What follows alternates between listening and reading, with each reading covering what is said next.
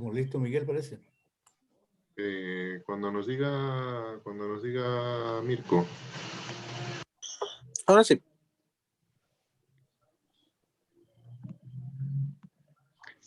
Buenos días, sean bienvenidos al segundo seminario que tenemos esta semana sobre experiencias de corredores de comercio en el mundo y en particular en este segundo encuentro lo que vamos a seguir viendo son algunas experiencias para después enfocarnos en el caso del corredor bioceánico.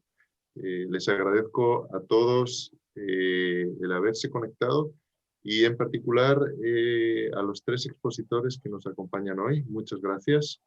Nos acompaña Soren Solvin de la Universidad Libre de Berlín, Luciano Wexel del Instituto Latinoamericano de Economía, Sociedad y Política de la Universidad Federal de Integración Latinoamericana y João Carlos Parkinson, ministro del Ministerio de Asuntos Exteriores de Brasil.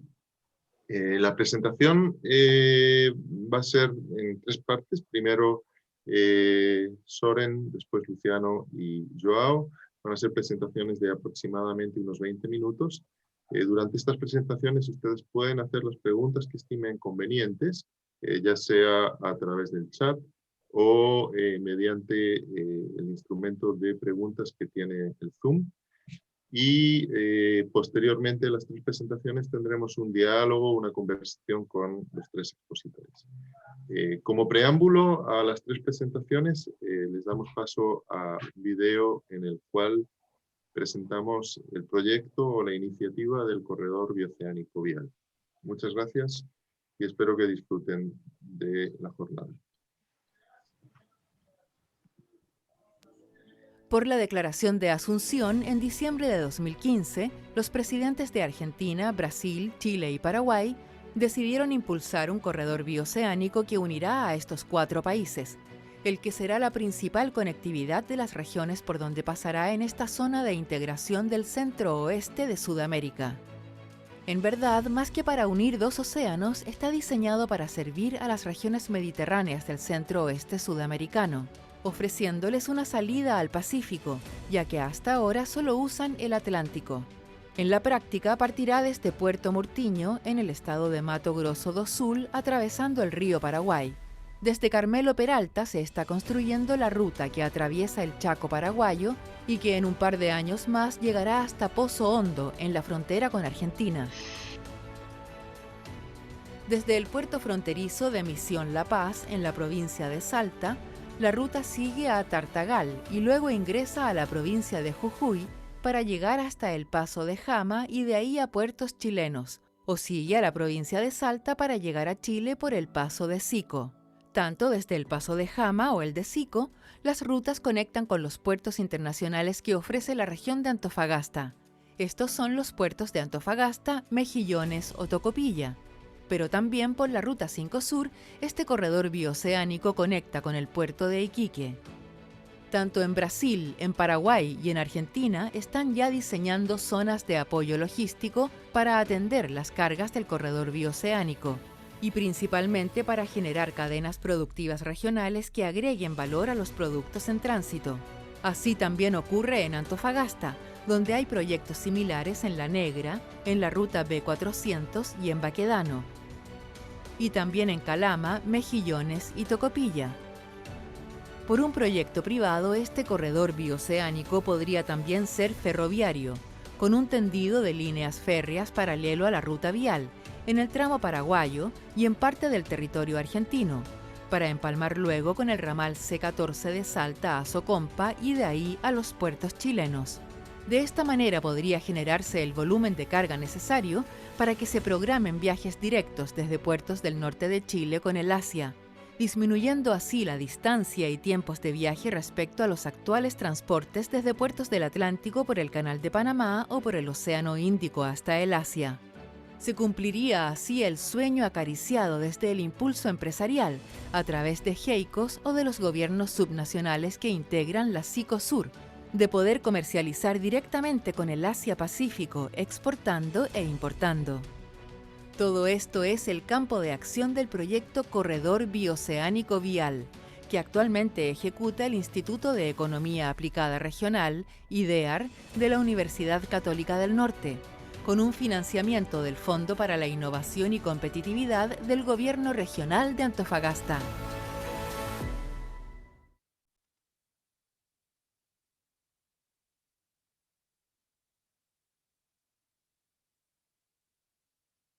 Muchas gracias, Mirko.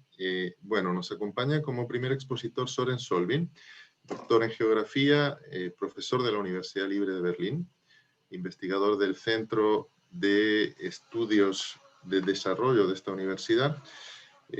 A lo largo de su carrera ha desarrollado varios trabajos sobre cadenas globales de valor en América Latina, en África y también sobre corredores en Asia y en África. Recientemente publicó un libro sobre cadenas de valor en el África subsahariana y los retos para la integración en la economía global.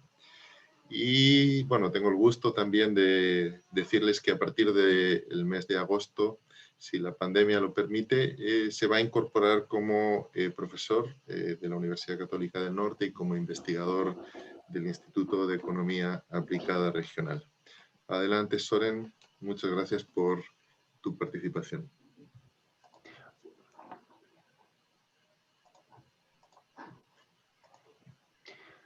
Muchas gracias por la posibilidad de participar en este seminario y muchas gracias por el interés en mi presentación. Miguel, ahora se puede ver mi presentación, ¿verdad? Se ve, sí. Bueno, y si hay muchos problemas con el audio, me avisas, por favor.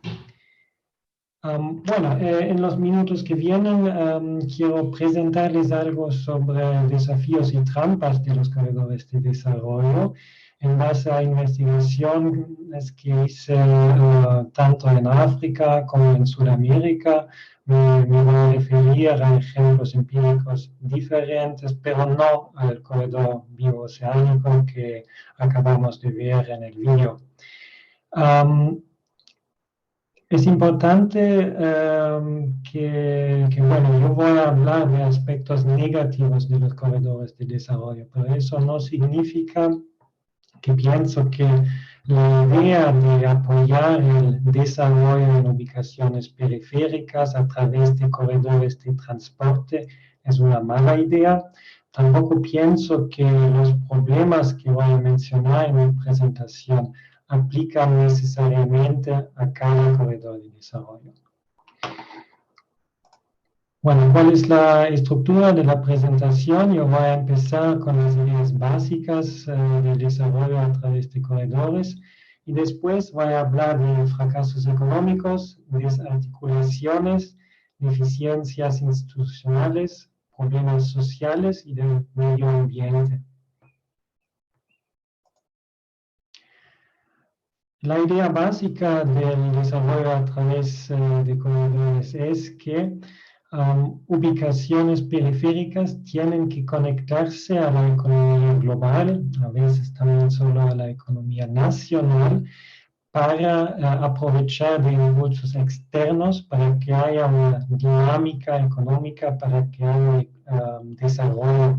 Significa que estas ubicaciones tienen que integrarse en redes de producción globales.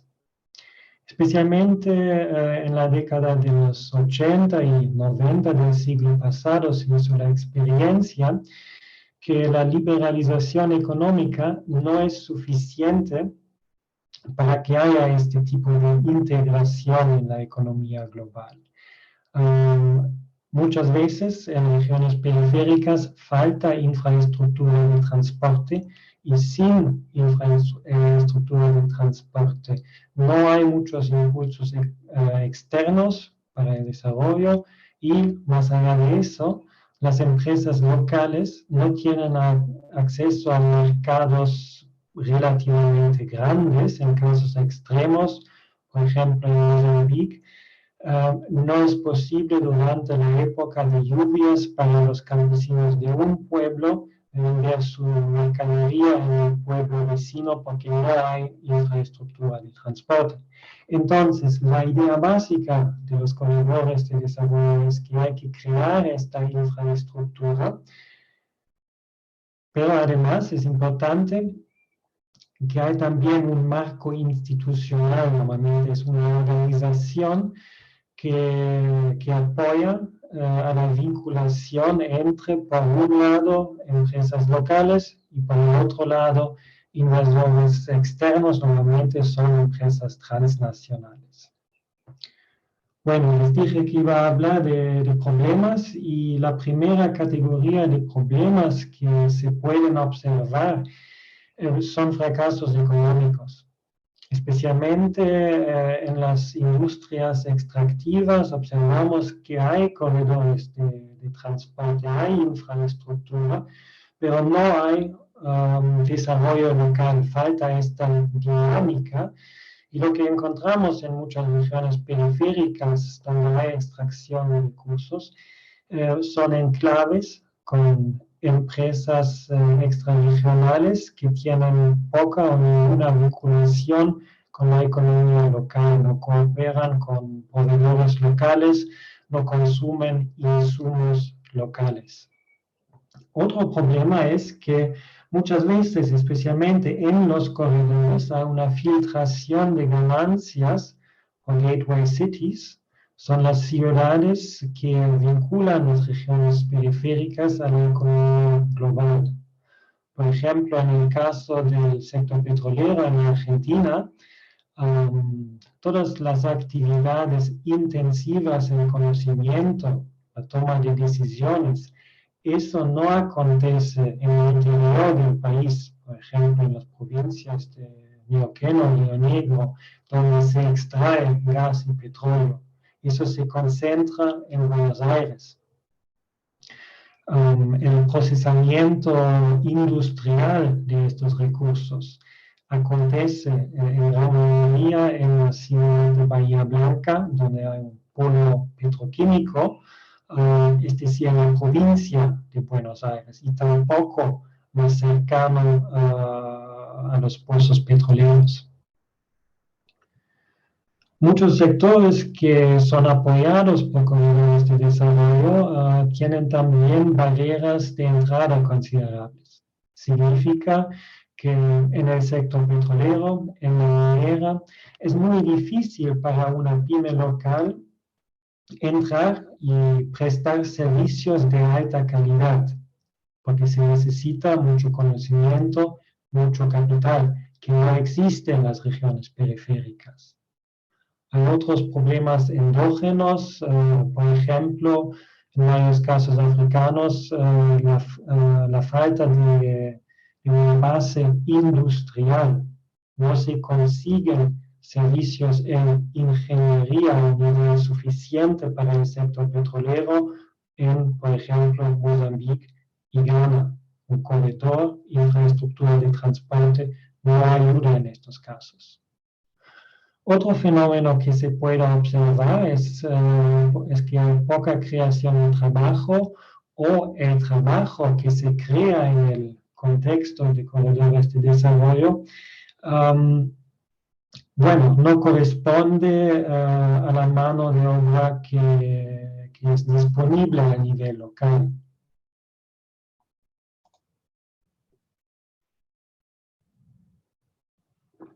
La segunda categoría de problemas son desarticulaciones.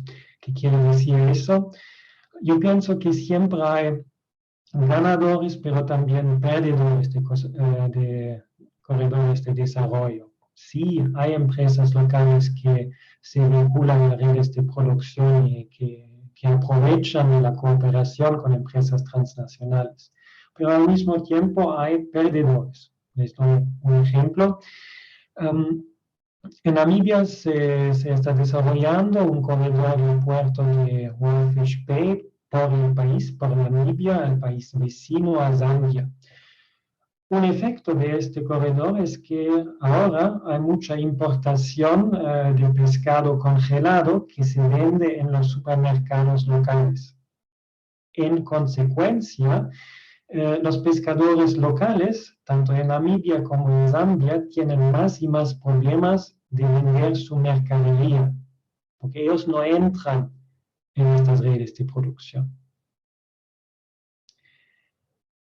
Para realizar un corredor de desarrollo hay que construir infraestructura, muchas veces hay que construir industrias. Eso necesita terreno y en consecuencia se observaron desalojamientos, a veces con compensaciones, a veces sin compensaciones, y también se observaron en unos casos, por ejemplo en América Central, desalojamientos criminales por organizaciones privadas y también por el Estado.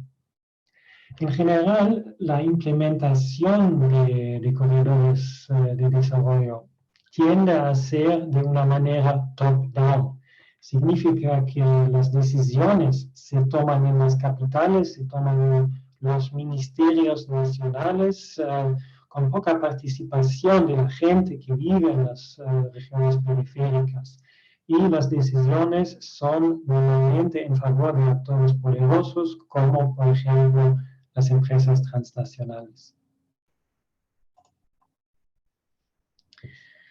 Ya hablé un poco de deficiencias institucionales y obviamente eso no aplica a cada país, pero como los corredores de desarrollo son muy importantes en el sur global, las deficiencias institucionales son también importantes.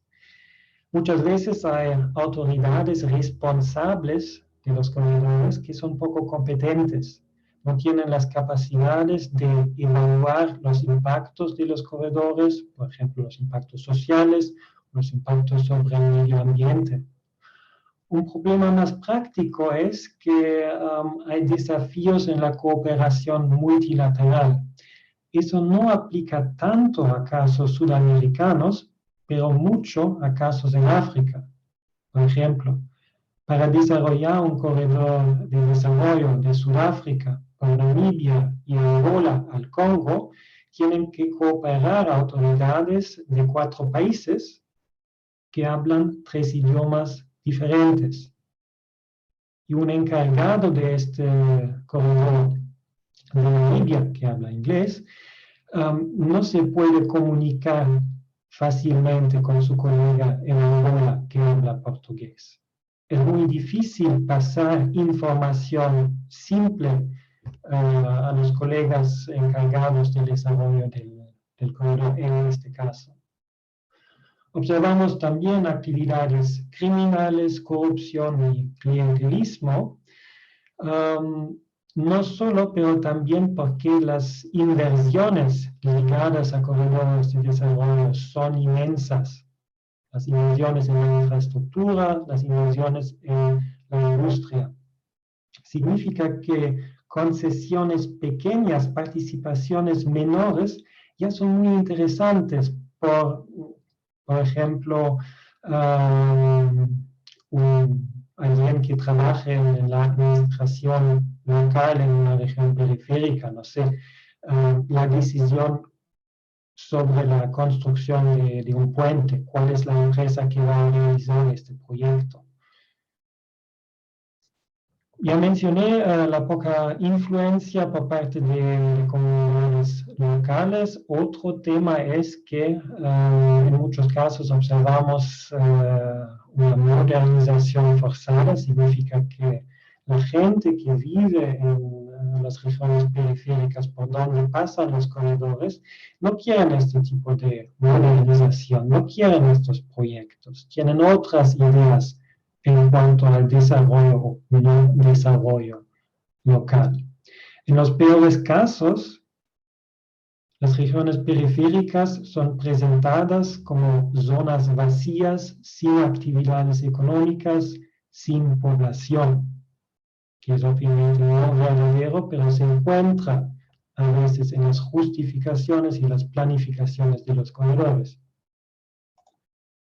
La última categoría de problemas son sociales y del medio ambiente. Construir infraestructura de transporte significa una interferencia con hábitats naturales. Tal vez ustedes conocen el término territorios de sacrificio. Significa en pocas palabras que para el desarrollo económico a través de estos corredores es necesario, dejar a un lado unas consideraciones sociales y sobre el impacto sobre el medio ambiente. Otro tema que quiero mencionar es el consumo de drogas y la prostitución. Son cosas que normalmente aumentan con corredores de transporte, porque hay movimiento, porque hay posibilidades. Bueno, creo que mencioné varios problemas, varios desafíos, pero quiero subrayar que no pienso que son los resultados necesarios de cada corredor de transporte. A mí me parece importante que, como conclusión, es muy importante analizar bajo qué condiciones hay fracasos, bajo qué condiciones hay casos exitosos. ¿Qué hay que hacer para que no haya estas trampas que acabo de presentar? Y por último, un aspecto que me parece también muy importante, para avanzar con corredores de desarrollo, tiene, en mi opinión, mucho sentido incluir perspectivas de desarrollo bottom-up, perspectivas endógenos o potencial endógeno. Y solo quiero mencionar una publicación que encuentran allá en la slide en pequeñas letras. Es por 3 profesores canadienses que estudiaron el desarrollo en el norte de British Columbia, una zona muy periférica, y lo que hicieron es que hablaron con emprendedores en esta región, con la gente que vive allá, para entender mejor qué opinan ellos del desarrollo, qué ideas tienen ellos y cómo se pueden realizar estas ideas.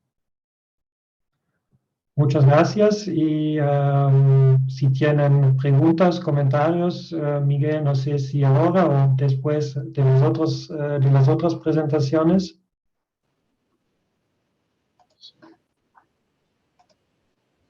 Muchas gracias, Soren, por la presentación que nos pone sobre todo retos, es decir, qué elementos, posibles riesgos tenemos que evitar.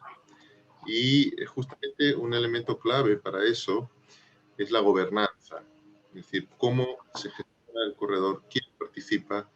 Y sobre esto, para el caso particular del corredor bioceánico, nos va a hablar Luciano Wexel, miembro del Instituto Latinoamericano de Economía, Sociedad y Política de la Universidad Federal de Integración Latinoamericana, doctor en Economía, Política y investigador en estos momentos del Instituto de Pesquisa Económica, el IPEA, que tiene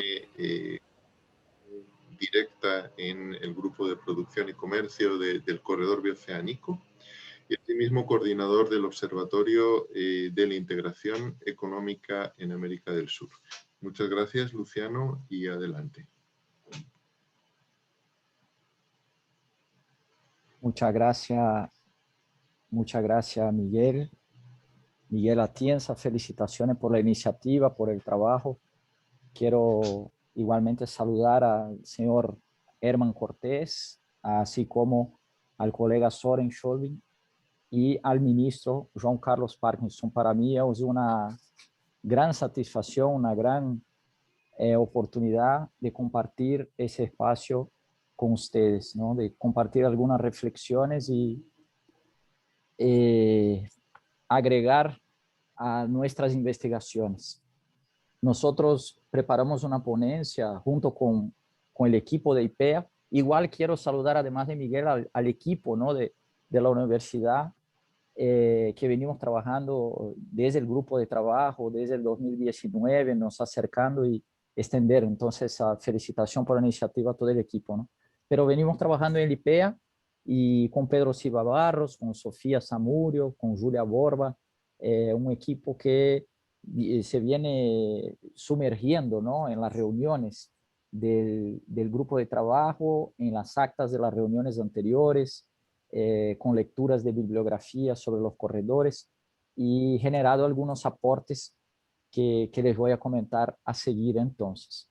Trataremos de esa visión general y un aporte a lo que sería una gobernanza integral, ¿no? Necesaria del corredor vial bioceánico de Puerto Murtinho a los puertos del norte de Chile, pero les comento de algunas otras investigaciones igualmente que hemos desarrollado en el IPEA.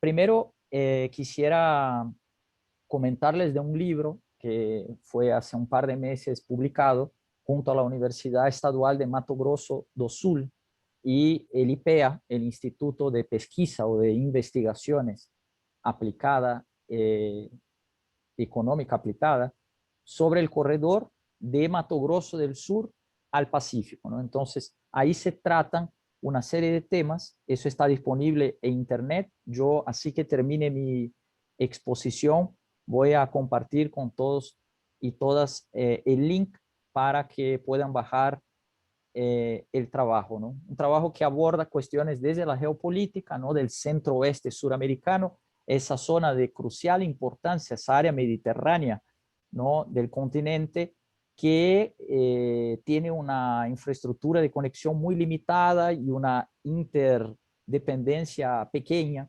y el corredor pudiera también aportar, además de conectarnos con Asia, con la región Asia-Pacífico, pudiera aportar para ser un puente de articulación adentro de la región. Entonces, primero hay todo un abordaje geopolítico de la importancia del corredor. Además, hay un reflejo, ¿no? Un cuadro de las obras de infraestructura que en el marco de los proyectos de la IRSA, ¿no? De la integración, de la Iniciativa para la Integración de Infraestructura Regional Suramericana, o del COSIPLAN, el Consejo Suramericano de Infraestructura y Planificación, contribuyen para la formación de ese corredor, ¿no? Con las obras de la IRSA o del COSIPLAN y lo que se denomina ese corredor.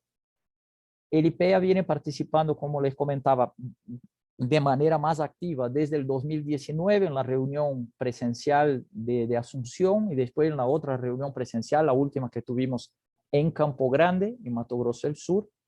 En la última reunión organizada por Chile por internet, ¿no? Por el tema de la pandemia, y ahora esperamos de manera muy ansiosa la posibilidad que hasta que en el segundo semestre se realice una nueva reunión del grupo de trabajo. Recordar que el grupo de trabajo del corredor bioceánico, del vial bioceánico de Puerto Murtinho a los puertos del norte de Chile, es uno de los pocos grupos que sigue o continuó haciendo encuentros y reuniones, ¿no? Hay que celebrar eso. Entonces, el grupo de trabajo coordinado en Brasil por el ministro Parkinson, que nos acompaña, es un ejemplo, ¿no? De lo que se puede hacer, porque el grupo de trabajo justamente posibilita la articulación de los actores involucrados en el corredor, sean las universidades, sea el sector privado, sea los entes subregionales, ¿no? Las alcaldías, las gobernaciones, los ministerios, las instituciones que cuidan de temas relacionados con la salud, con la agricultura, o la policía, o el tema de la recaudación tributaria, aduanero. Entonces, el espacio que tenemos y que hay que celebrarlo y que creo que sirve de ejemplo para otras iniciativas es el GT, ¿no? Que llamamos GT, el grupo de trabajo. Hasta el fin del año pretendemos publicar un nuevo libro y disculpen que la presentación está en portugués, ¿no? Pero les voy comentando en español, un nuevo libro a partir de trabajos de investigadores de Paraguay, de Chile y de Argentina, con apoyo financiero del BID, extender ese libro, que tiene una visión más de Mato Grosso del Sur. Analizamos algunos sectores, inclusive el sector de la carne, de la soja, la celulosa, el litio, ¿no? Mineral de hierro, la sal, y existe esa posibilidad entonces de extender el análisis con detalle para los demás países, Argentina, Chile y Paraguay. Eso hace parte de un proyecto del IPEA que se llama Integración Regional Brasil y América del Sur, ¿no? Coordinado por el economista Pedro Silva Barros. Y quisiera comentar esos puntos, ¿no? Rápidamente, que primero ya les decía de la importancia que existe el grupo de trabajo del corredor, el ente organizador, articulador, que permite un espacio de diálogo, de conocimiento, de tener un pie en el piso, ¿no? Con los actores. Cuanto más, mejor. Ese grupo de trabajo tiene un papel muy importante para esa articulación, lo que sería la posibilidad de una gobernanza, ¿no? De instituciones o entes que se articulan para pensar el corredor en sus múltiples rostros, ¿no? Como la exposición anterior de Soren, cómo nos traía toda esa complejidad y esa ¿no? de problemas de nivel muy complejo y de complejo y de varios órdenes, ¿no? Sea social, ambiental, político, económico, ¿no? Regional, nacional e internacional. Les comento muy brevemente que hay otros estudios sobre corredores que hemos trabajado, sobre todo el corredor de conexión del norte de Brasil con las Guyanas, con Guyana, con Surinam, a partir de Amapá, a partir de Pará, a partir de Roraima también, y un otro estudio que hemos publicado recientemente sobre la conexión del estado brasileño de Acre, ¿no? De Acre, que por primera vez hace un mes está conectado con Brasil por tierra, por carretera, ¿no? Un estado que hace 120 años que es de Brasil, ¿no? Acre, hace parte del territorio nacional brasileño, pero que no tenía conexión por tierra con Brasil y ya tenía conexión con Perú y con Bolivia. Entonces estamos tratando de hacer paralelos, pensar esos corredores. Tenemos contacto con estudiosos y gente que está trabajando el bioceánico central, como llaman los argentinos, de Agua Negra o otros corredores, y quisiéramos provocar la idea de que los corredores no compiten entre sí, sino más bien, por el contrario, son complementarios. Existe la posibilidad de idas por un corredor, regreso por otro, y estamos entonces haciendo mucho hincapié en esa idea de los corredores como complementarios y no como compitiendo entre sí, ¿no? Acá una imagen de ese corredor que les comentaba del norte de Brasil, de Rondônia, en el caso, pasando por Acre y llegando a Ilo y Matarani, en el sur de Perú, o quizá pasando por Tacna y llegando a Iquique, ¿no? Pero, y después les comparto igualmente el link para que los interesados puedan bajar ese estudio preliminar. Y después, por último, la idea que les comentaba de integración del norte de Brasil con la llamada Isla de las Guyanas, ¿no? Ahí tratando de Venezuela, abajo del Orinoco, de Guyana, Surinam, y quizás en un otro nivel la posibilidad de pensarlo con la Guyana francesa. Bueno, tratando específicamente sobre lo que empezamos hace rato a llamar de nuestro corredor, ¿no? Es decir, el corredor que estamos trabajando acá, el corredor vial bioceánico entonces de Puerto Murtinho a los puertos del norte de Chile, y saliendo desde Santos o desde Paranaguá o desde Río de Janeiro. Ahí va a depender de la carretera que uno pueda dibujar, ¿no? Pero lo más importante es esa articulación en el centro-oeste brasileño, zona cuya economía más crece, la población más crece y sobre todo la expansión de la frontera agrícola hacia el norte y el este, ¿no? El oeste, ¿no? Entonces, noroeste de Brasil, yendo de Campo Grande, Mato Grosso del sur, hacia Cuiabá o hacia Porto Velho, la posibilidad que hay que esas cargas salgan de Brasil por el Atlántico, por los puertos del sur, vienen siendo sustituidas por salidas al norte, por los puertos, por vías o férreas o después hidrovías hasta los puertos del norte de Brasil, pero esa vía que nosotros hemos trabajado bastante e insistido mucho en la viabilidad de salida al Pacífico. Quisiera hacer peso, ¿no? Y fuerza a la idea de que sean más que corredores. Los presidentes lo que firmaron fue documentos que hablan de corredores, ¿no? Y sobre todo en ese caso del 2015, estamos hablando de un corredor. Sin embargo, pudiéramos hablar, y quizá debiéramos hablar mucho más que corredores, de redes de articulación o de ejes, ¿no? De integración y de desarrollo. Sin duda, discutir, debatir el desarrollo, para quién, para qué es el desarrollo, quién quiere el desarrollo, quién se beneficia del desarrollo, sin duda, ¿no? Sin embargo, con esa perspectiva de llevar a áreas donde no llega el Estado, donde no llega luz, donde no llega agua, donde no hay una carretera, donde no hay hospitales, llevar ese sendero, ¿no? De Estado, de iniciativa, de empleo, ¿no? Con la perspectiva de difundir entonces la integración en sus diversos aspectos, sea culturales, sociales, pero también, ya que estamos entre economistas, sobre todo, pensar la integración económica, pero no solo comercial, la integración productiva, la articulación de algunas cadenas productivas, involucrando a pequeñas, medianas empresas, ¿no? O la articulación comercial, productiva, de infraestructura y financiera también. ¿Cuáles son los entes que financian esas iniciativas, ¿no? Entonces, pensar la integración en múltiples aspectos, potencializar esas regiones que están en el centro del continente. Tenemos un continente volcado hacia los puertos, hacia Pacífico o hacia el Atlántico, y tenemos un área que es el centro-oeste, la zona de integración, la Cicosur, ¿no? Piensa mucho esa zona de integración del centro-oeste suramericano, potencializar entonces esas áreas y generar cadenas de valor adentro. Entonces la región, y no solo crear venas o vías abiertas, ¿no? Vías abiertas de América Latina hacia Asia.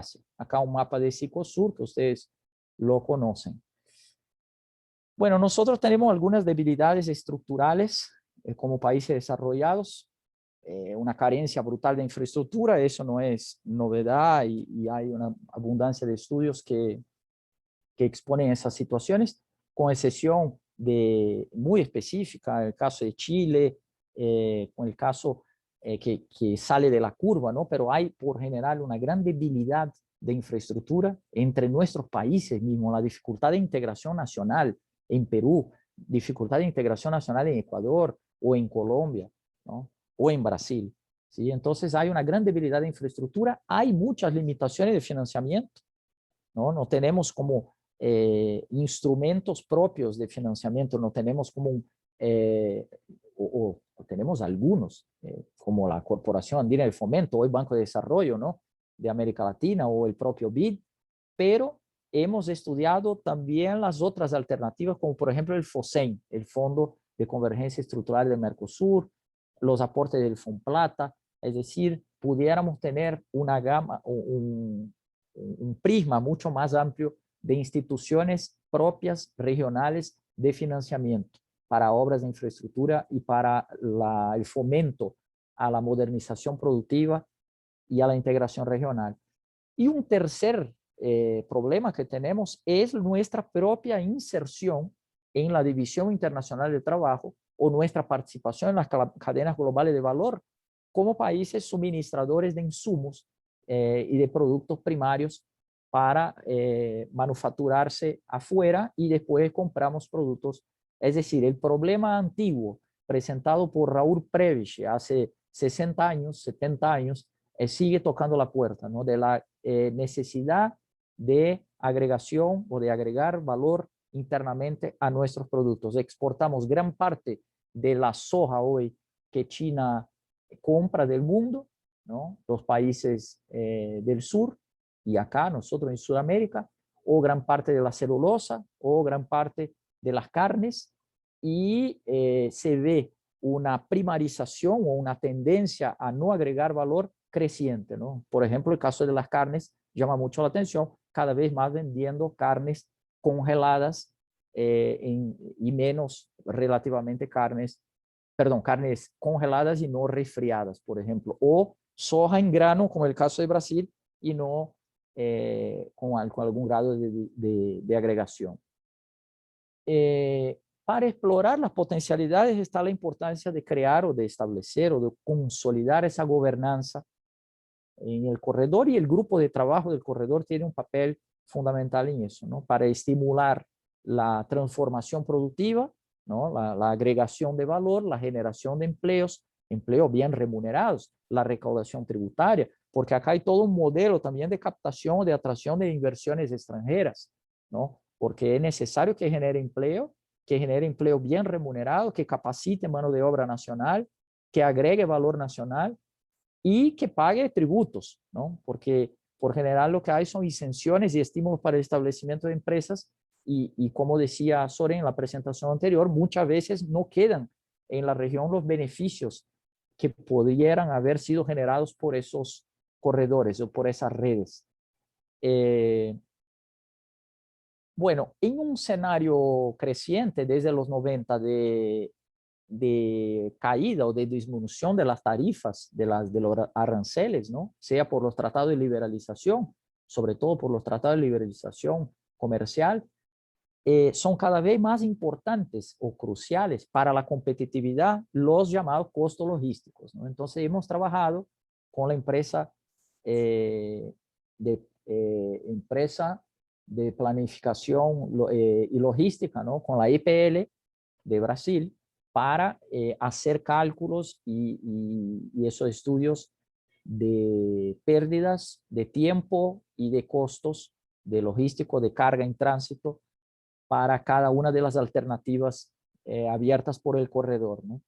Y buscamos en algunos estudios que identifican las trabas al desempeño logístico, ¿no? Y la necesidad de formulación de políticas públicas. El IPEA, por ejemplo, es un instrumento del gobierno brasileño que tiene más de 60 años para formular políticas públicas. Entonces, es posible por medio de las universidades, por medio de los institutos de investigación, de la academia, articulada con las instituciones gubernamentales, con los entes públicos, y con ese pie y ese puente con las empresas privadas, con los actores regionales, subregionales, con Cicosur, crear esa gobernanza. Y a partir de ahí que pudiera surgir entonces esa articulación.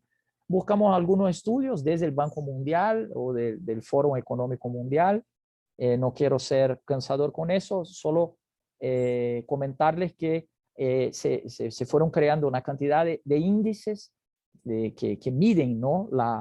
El costo logístico por región del mundo, por país de América del Sur, y las conclusiones generales son que los costos logísticos, los costos de una infraestructura débil, ¿no? De falta de capacitación, de falta de articulación, de falta de gobernanza, esos costos y los tiempos pueden anular, pueden eliminar todos los beneficios que pudieran ser generados por las grandes inversiones en infraestructura. Es decir, si tenemos un corredor y si no tenemos una logística eficiente y una gobernanza que genere esa articulación, no estaremos explorando todas las potencialidades, ¿no? Y se pudiera trabajar en esos tres frentes.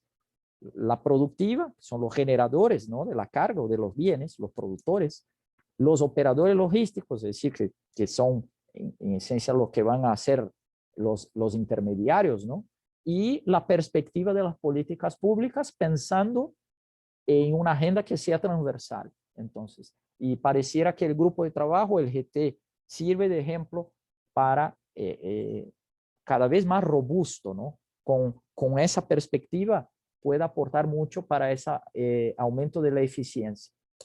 Después, gran parte de esos estudios dividen en algunos componentes críticos de esa logística, ¿no? Por ejemplo, el tamaño, la extensión y la calidad o la cantidad y la calidad de carreteras, de puertos o de ferrocarriles, por ejemplo, de vías, ¿no? Pero nosotros estamos cada vez más pensando en los puntos 4 y 5, ¿no? Es decir, el esfuerzo necesario de facilitar el comercio, ¿no? Y eso va a depender de la modernización de las aduanas, de la creación de un corredor digital, ¿no? De la posibilidad de control de la carga, y eso tiene un impacto en la seguridad, tiene impacto en la decisión de las empresas de ir por el corredor o no ir por el corredor, ¿no? Y después, un otro punto que sería el 5, que es el apoyo o de articulación también con el sector privado y sobre todo con pequeñas y medianas empresas que pudieran establecerse en esas redes, en esas áreas. Solo llamar la atención en ese punto 4 de facilitación comercial y control de aduanas o de fronteras, que el nivel de desarrollo logístico de nuestro país está bastante por debajo de países en desarrollo del sureste asiático y obviamente los países de la OCDE y países desarrollados. Entonces, ahí tenemos una gran pérdida, inmensa pérdida por esos costos logísticos, ¿no? Acá hay algunos números, bueno, yo no voy a detenerme en eso, pero hay todo un estudio de cuántos documentos son necesarios para exportar, cuál es el tiempo para exportar, ¿no? Cuál es el costo para exportar o para importar, las alfándegas, ¿no? Las aduanas, la infraestructura, la facilidad del agente aduanero, los servicios logísticos, la posibilidad o facilidad de seguimiento de la carga con chip o con GPS, ¿no? Y esos costos, es decir, hay como una suerte de ranking por toda la imprecisión que pueda haber en esos datos y todas las limitaciones que hay. Obviamente que son una cantidad de datos muy diversa de país para país, pero hay como esa suerte de ranking, ¿no?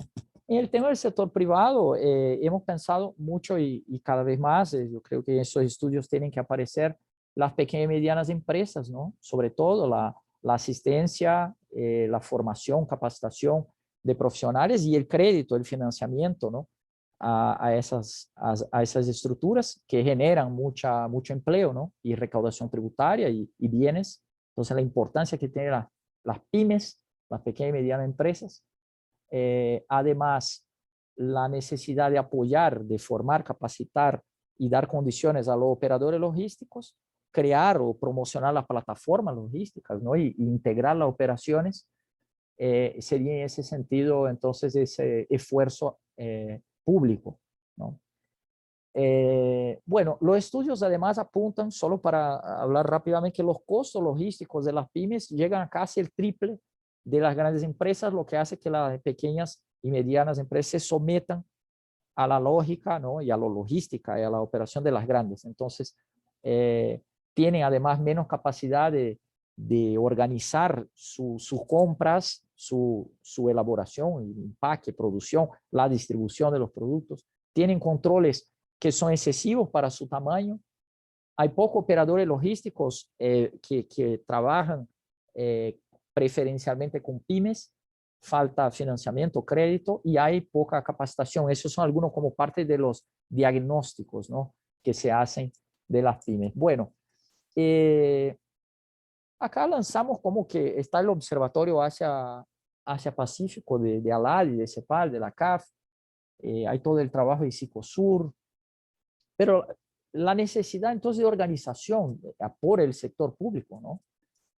Y la promoción por el sector público de políticas para aumentar ese desempeño, ese desarrollo logístico, ¿no? Sea de coordinación entre sectores o entre lugares, entre gobiernos de ciudades, de estados, de países, de ministerios, de agencias de vigilancia sanitaria, de agencias de de control de calidad, y también por medio de iniciativas público-privadas, ¿no? Y la creación de sistemas de monitoreo, de seguimiento, porque, como les decía, esos datos de desempeño logístico son muy diversos y todos tienen una nota de pie de página que dice la dificultad de organizar esos datos. Entonces, ¿por qué no a partir del observatorio Asia-Pacífico, o quizá de instancia de Sicosur, es decir, y el IPEA, sin duda, y universidades brasileñas o de Chile o de Paraguay, el CADEP de Argentina pudieran sumarse a esos esfuerzos, ¿no? De creación de sistemas de monitoreo y seguimiento de ese desempeño logístico. Después, yo no voy a extenderme tanto más, pero solo hacer referencia a temas que hemos tratado, aunque de manera poco profunda, pero haciendo referencia a la importancia del llamado taquilla única, ¿no? Como la posibilidad de padronizar documentos y de trabajar de manera más rápida, ¿no? Para ahorrar tiempo en fronteras y dinero también. Después, el procesamiento conjunto en puestos de frontera o de aduana, ¿no? Bueno, todo el esfuerzo de eliminar lo que llamamos redundancia, no sé si en español es esa palabra, sino con que no se repitan, ¿no? Actividades de vigilancia que son necesarias, o la duplicación de documentos o de inspecciones, a veces parando, ¿no? Eso todo que retardará sin duda y disminuirá la ventaja que el corredor genera. Grandes necesidades de manera muy general, esos son trabajos que nosotros estamos tanteando, leyendo cosas y buscando, y nuestro mayor interés, de nuevo, es que Argentina convoque, ¿no? Y exista la reunión del GT 2021 del segundo semestre, llevar esas discusiones, beber de las discusiones del grupo de trabajo y retroalimentarnos, ¿no? Pero grandes necesidades son exactamente esos controles integrados, ¿no? Las inspecciones unificadas e informatizadas, lo que decía Soren también con el tema de la corrupción o de la seguridad, porque uno no se va a meter por una carretera con un camión con una carga y ir pagando coima y mojando la mano de la policía de una punta a otra de un país, o cada vez que tiene que pasar en una frontera, ¿no? Entonces, todo ese esfuerzo de capacitación, de profesionalización de los forwarders, ¿no? Los despachantes, llamamos en Brasil los agentes aduaneros, ¿no? La creación de esas plataformas logísticas, la capacitación de operadores, la posibilidad de rastreo de cargas y intercambio de datos, en esencia, creación de un corredor digital, ¿no? Voy concluyendo con algunas consideraciones finales. No sé cómo voy de tiempo, pero cierro con esas consideraciones muy breves. La necesidad que a partir del grupo de trabajo del corredor, que ya existe, ya se encuentra, que ya realiza reuniones con frecuencia y con productos, se puedan articular, ¿no? Esas ideas, buscando la implementación de políticas, ¿no? Públicas por parte de los estados, pero articulada, de capacitación, ¿no? De capacitación. Nosotros tenemos condiciones y ya estamos retrasados, sin duda estamos retrasados en eso, pero tenemos condiciones de acelerar eso mientras la carretera no está lista, ¿no? Mientras los puertos de Chile no tuvieron todas las adaptaciones, mientras los ferrocarriles en Brasil no llegaron, o en Paraguay. Es decir, estamos a tiempo de, a partir de los entes que piensan la integración, que estamos pensando nuestros países, nuestra región, para dentro de 50 años, para dentro de 100 años, ¿no? No podemos esperar que los empresarios piensen eso.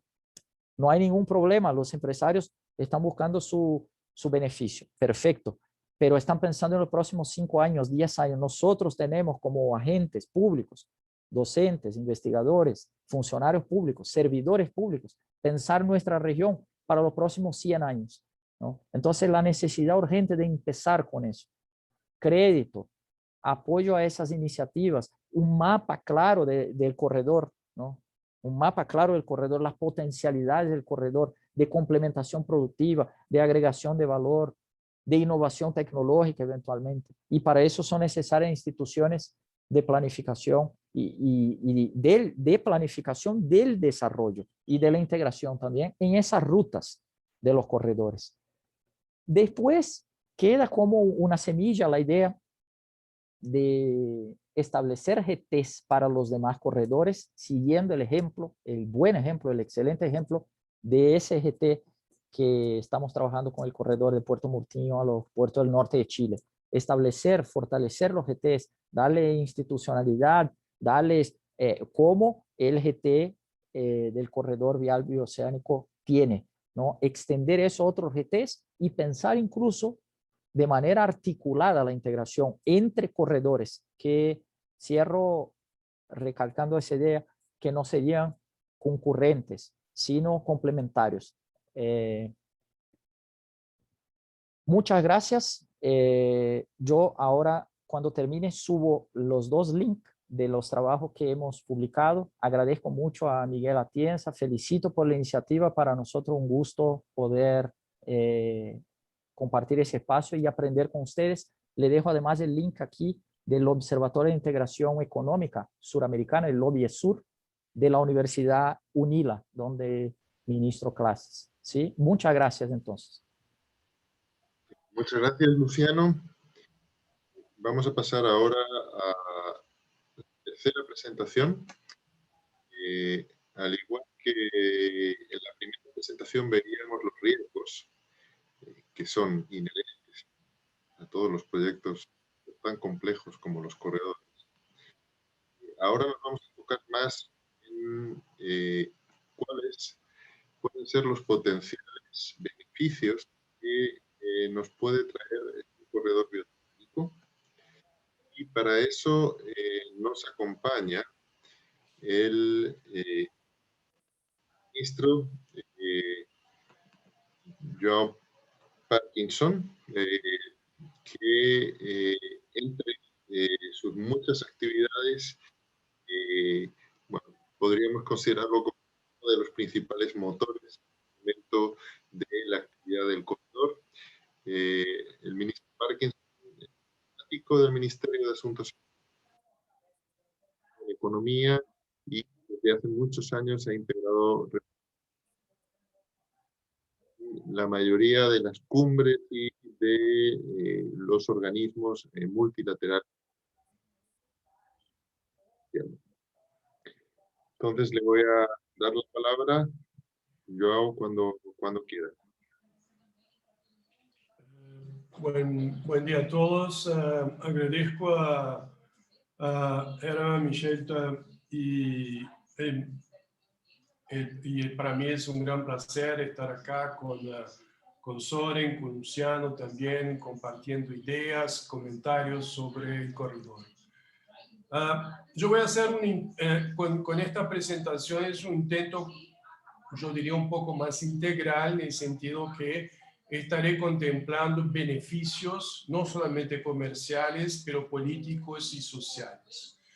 Para los análisis comerciales, obviamente, voy a utilizar un tratamiento un poco más cuantitativo y objetivo, que van a apuntar a partir de la perspectiva de Mato Grosso do Sul, de Brasil, las ventajas comerciales. Pero obviamente esas ventajas también se aplicarían para los operadores paraguayos, argentinos, una vez que las rutas, las distancias serían aún menores, ¿no?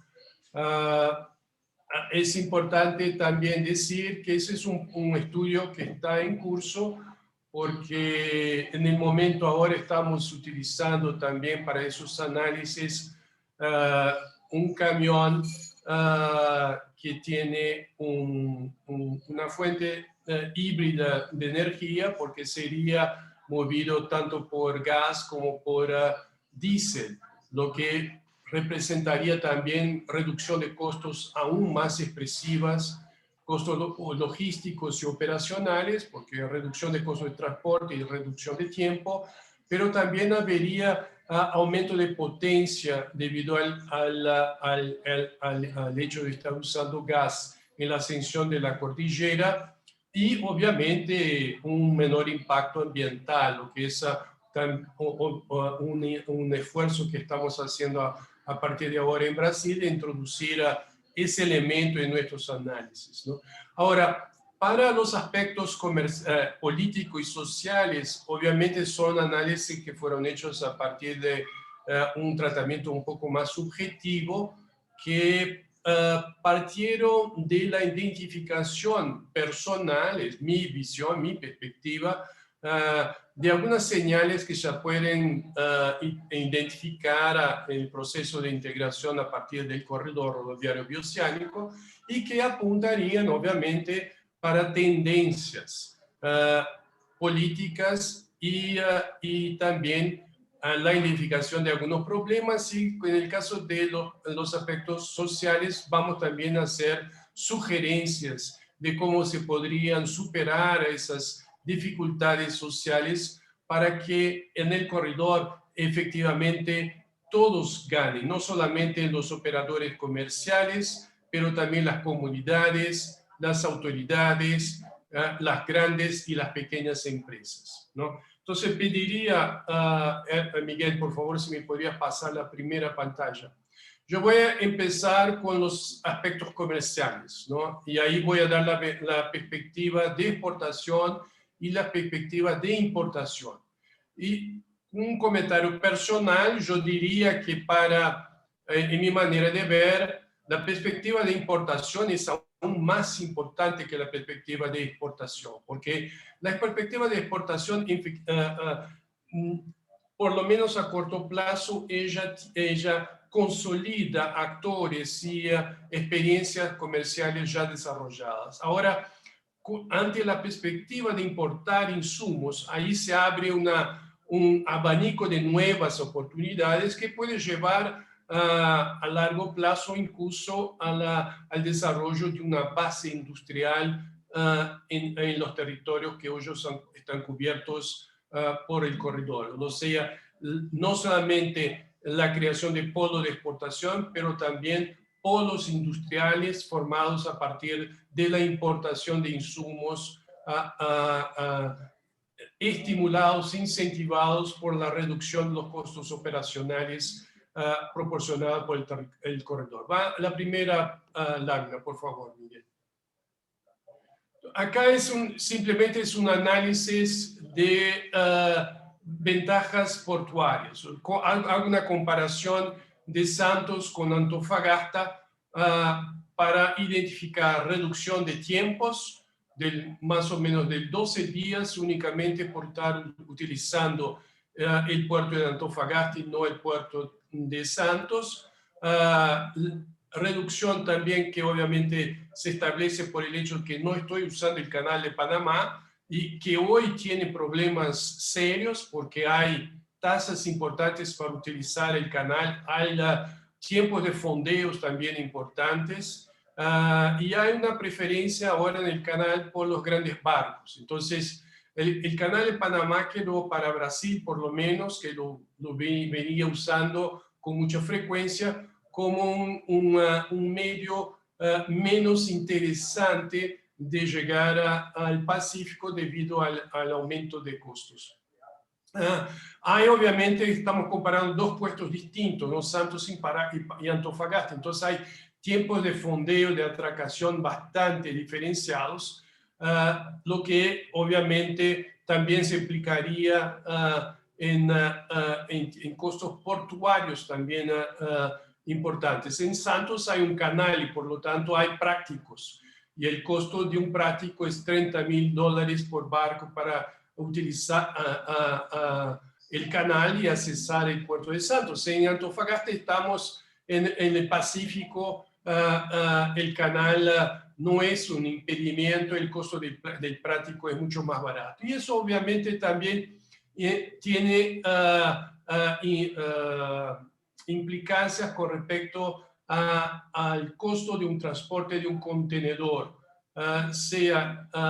hay reducciones del orden del 29% y 35%. Entonces estoy hablando de reducción de costos portuarios, estoy hablando de fletes más baratos y estoy hablando de tiempos más cortos. Entonces, los costos operacionales serían mucho más ventajosos utilizando la salida por el Pacífico a través de Antofagasta, que efectivamente seguir utilizando el puerto de Santos. En el caso de Brasil, apuntaría además el costo interno doméstico de llevar la carga a Santos, lo que efectivamente representaría para un productor del centro-oeste brasileño cubrir una distancia de 1.200 kilómetros. Entonces, hay costos domésticos que también tendrían que ser llevados en cuenta en esos análisis. Otra lámina, por favor, Miguel. Otra lámina. Acá es una comparación de distintas rutas para llegar a Antofagasta. Puedo llegar a Antofagasta vía Uruguayana, que es por el sur de Brasil, a un costo de $280 la tonelada. Puedo llegar a Antofagasta vía Foz, 234, Punta Porã, 179, pero si voy por el corredor, el costo sería del $141 la tonelada. O sea, hay una reducción bastante expresiva, como ustedes pueden ver. La vía más utilizada es la vía uruguayana. Entonces, la comparación más correcta tendría que ser entre $280 la tonelada por el transporte rodoviario de Campo Grande a Antofagasta por camión contra $141 la tonelada de Campo Grande por Antofagasta, o sea, la misma ruta. Otra lámina, por favor. Acá hay ejemplos ya concretos de reducción de costos. Es una exportación por el canal de Panamá para Indonesia de carne y en comparación con Indonesia verificamos hay una reducción importante también de costo. Otra lámina, por favor. Singapur, la misma cosa también, los mismos análisis fueron hechos. Otra lámina. Acá con Mumbai, India también, que es un mercado que gana importancia en Brasil. Y llamo la atención de ustedes que estamos usando ahí un camión de 5 ejes, ¿no? Que es un camión movido a diésel. Obviamente que esos costos serían aún más bajos si estuviéramos usando un camión dual fuel, que se llama en inglés, o sea, híbrido. Yo podría estar usando gas y diésel. En el momento que no tengo abastecimiento de gas, recorro al diésel. Y siempre y cuando pueda, tenga autonomía, utilizaría el gas. Reduciría ahí los costos de transporte en más de 30%. Y por el simple hecho del gas tener un torque más alto que el diésel, ganaría 1 hora para ascender en la cordillera de los Andes también. Entonces, ahí es el estudio que estamos haciendo, que aún puede también reducir más los costos señalados. Otra lámina, por favor. Ahora la perspectiva de la importación, que es algo que es importante que se diga. El corredor no tiene una única vía, tiene 2 vías. Y yo espero que la perspectiva, la vía de la importación sea la más impactante, porque efectivamente va a permitir la importación de insumos para la industria, para la agricultura de los territorios cubiertos por el corredor. Otra lámina, por favor, Miguel. Entonces, acá hay importación de insumos de Indonesia con reducción también importante de costos operacionales. Otra lámina, por favor. Singapur, imagínense ustedes, podríamos estar importando ahí insumos electrónicos, ¿no? Interesante también, una fuerte reducción. Otra lámina, por favor. De India también. Otra lámina, por favor. Y ahora paso a apuntar únicamente las ventajas del centro-oeste brasileño como un hub redistribuidor de esa carga, porque obviamente la carga importada puede ser destinada a Mato Grosso y Sur, como puede ser destinada a Goiás, a Tocantins, a estados aún más alejados del centro-oeste brasileño. Ese análisis debería ser hecha igualmente también por Paraguay, por Argentina, porque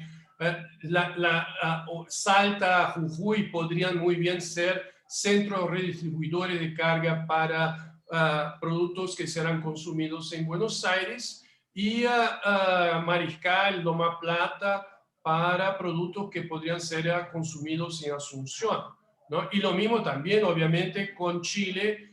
La producción, el producto ingresaría por Antofagasta y sería consumido en Santiago. Otra lámina, por favor.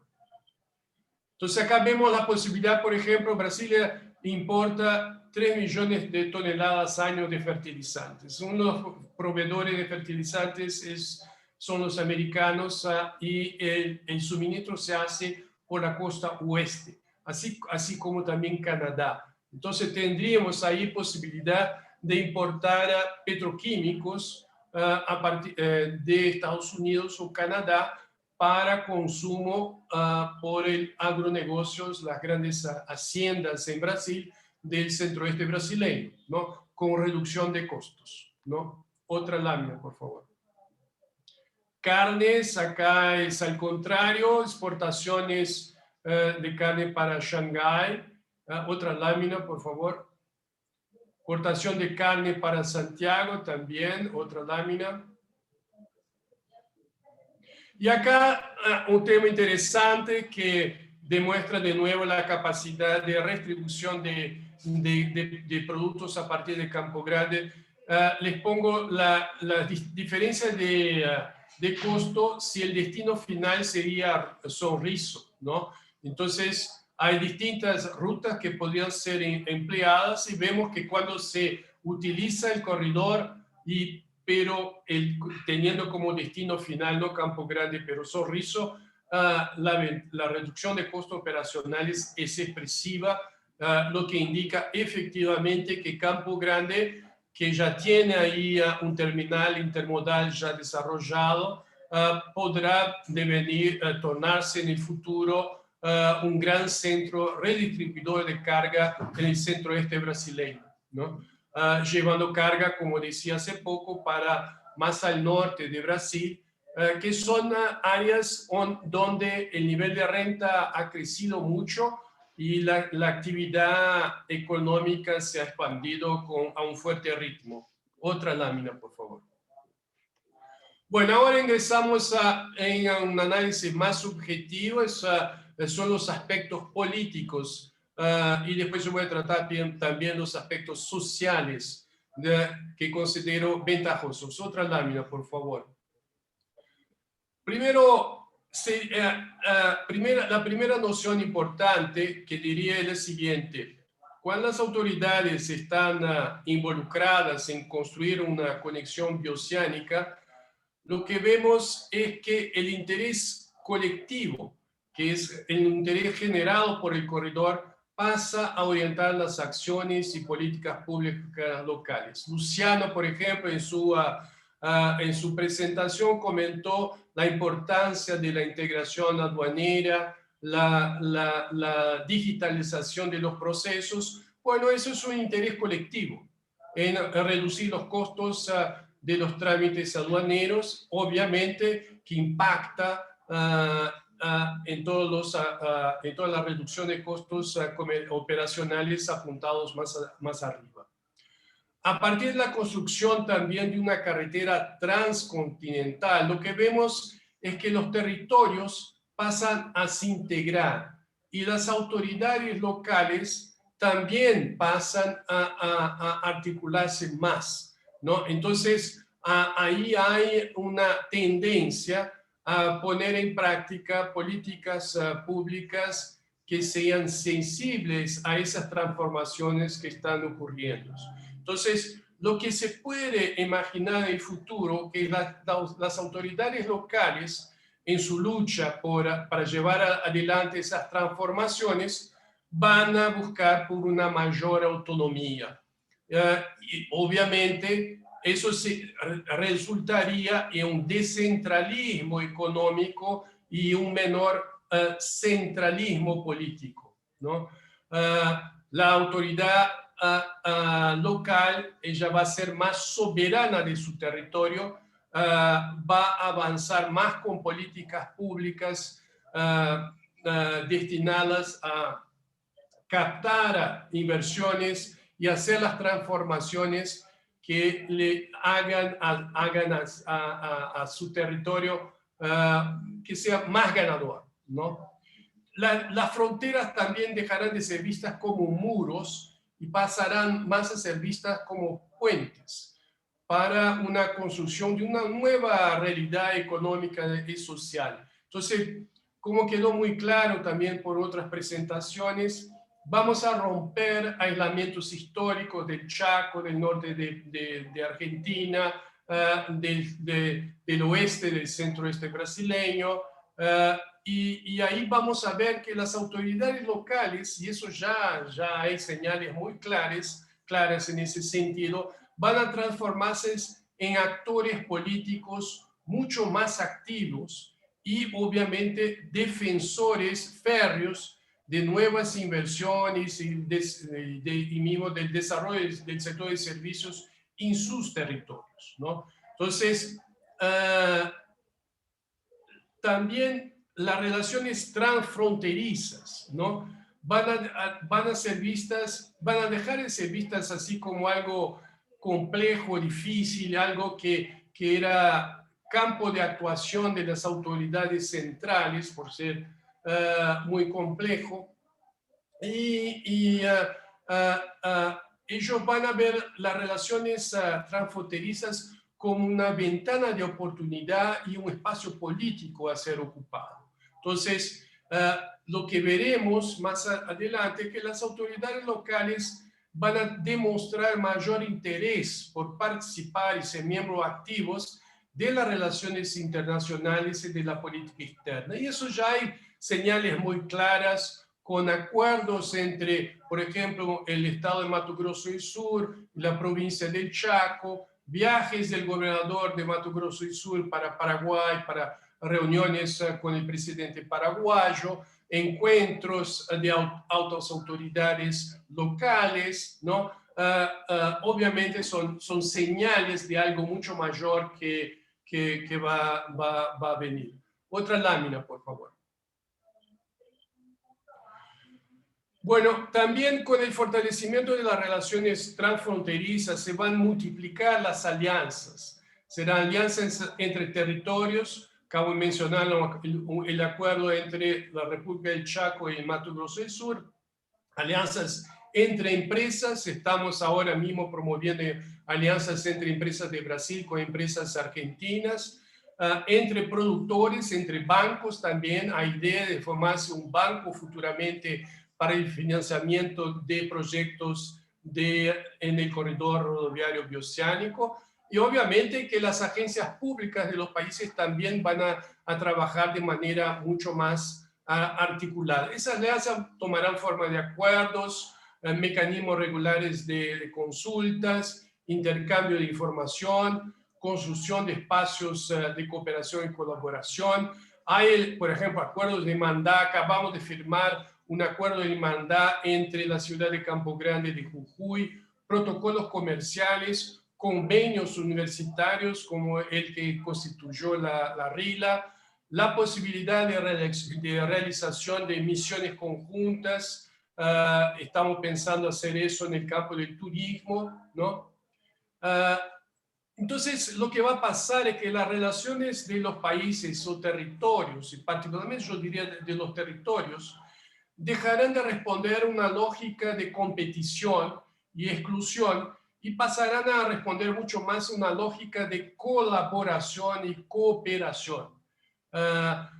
Obviamente que sobre el liderazgo de las autoridades públicas y empresariales vamos a sumar las ventajas y los conocimientos de las partes o de los individuos. Entonces, las ventajas comparativas de las partes darán lugar a experiencias regionales de integración productiva. Entonces, si yo soy competitivo, tengo ventaja comparativa en un determinado producto, me voy entonces a sumar a esfuerzos, agregar valor en otro sitio y producir un producto transformado, ¿no? Entonces, lo que va a pasar es que la dimensión internacional para esas poblaciones que están hoy ocupando el territorio del corredor, la dimensión internacional estará mucho más presente en su cotidiano, en todas las dimensiones, sea el político, sea el económico, sea el cultural, el científico y el turístico. Las alianzas y la creciente apertura hacia el exterior van a permitir el fomento, el crecimiento de redes sociales transnacionales. Eso ya lo estamos viendo hoy, pero obviamente va a ganar una dimensión mucho mayor. Cuando yo me comunico con Germán, con Miguel, a través de red, estoy participando de una red transnacional. A 10 años eso no existía. Y las redes empezaron y eran básicamente nacionales. Y hoy están ganando, gracias al corredor, un carácter transnacional, ¿no? Y vemos en esa red no solamente académicos, veo empresarios, veo autoridades compartiendo conocimiento, contactos, ideas, identificando posibles soluciones para problemas que puedan surgir ante el mayor uso del corredor.